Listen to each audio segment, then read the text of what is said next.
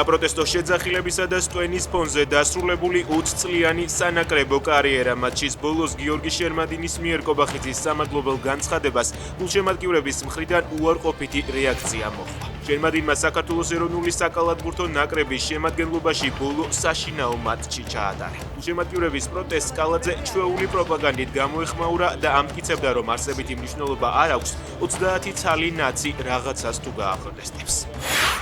ერთი წელი საქართველოს ევროკავშირში გაწევრიანების პროცესის შეჩერებიდან დღევანდელ საპროტესტო აქციას სხვადასხვა სფეროს წარმომადგენლები უერთდებიან. საგანგებო მიმართვა გაავრცელეს დიპლომატებმაც, ისინი პარტნიორებს მიმართავენ შეინარჩუნონ საქართველოს საკითხი პოლიტიკურ დღის წესრიგში. მსვლელობა 19 საათზე თბილისის სახელმწიფო უნივერსიტეტიდან დაიწყება.